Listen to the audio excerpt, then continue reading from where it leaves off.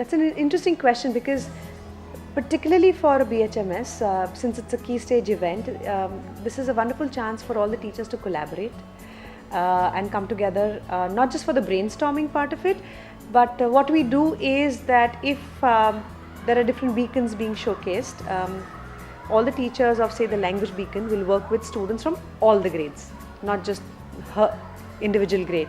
So ideas are exchanged, feedback is given, so it's very collaborative, and that's a fabulous opportunity for the teachers to build on the collegial environment of the school. So that's one.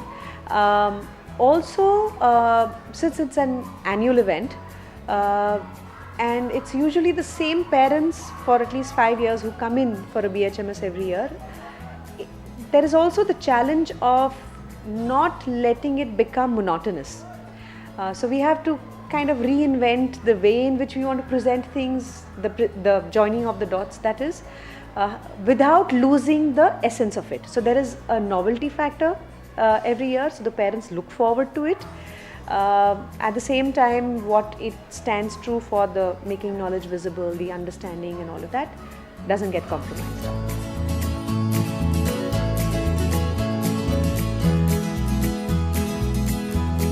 Well, ultimately, everything that the students showcase about what they've learned and how they've learned is a reflection of the teacher's practice, right?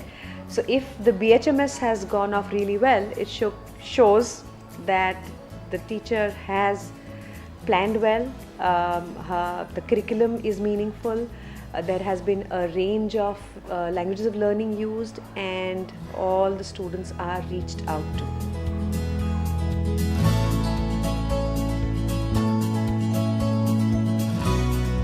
It impacts the students in many ways, and I'd like to share two of those with you.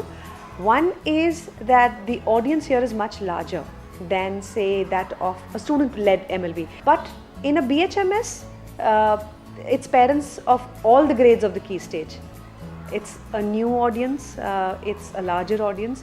So to be able to present confidently in front of them, the students need that much more practice, that much more rigor. And when they do well there, their confidence, goes like to the next level. The second advantage or benefit of a Bright Hearts and Mind, or impact of the Bright Hearts and Mind Shine Time, is that the students get to interact with peers from other grades, because if all the students showcasing a particular beacon are working in one space, there is a lot of interaction, and peer mentoring happens, feedback is given to each other, and there is a nice sense of camaraderie that happens within that space.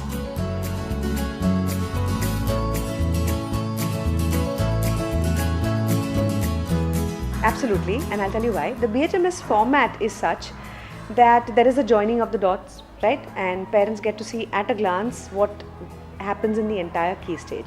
So how it works, especially for the parents, is that if their child is in the younger grades, in say grades 3 and 4, they get to see what their child will eventually learn, or how their child will eventually grow over the years, over the next few years of the key stage.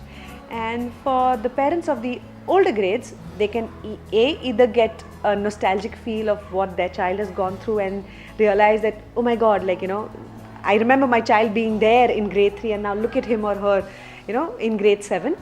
Or it could be that some things have changed, and because Riverside keeps evolving, and I'm sure any school does, they get to see that, oh, okay, this is new. This is not what my child did in grade 3. This is how they're learning now. So it gives them a good flavor of what's happening across the grades.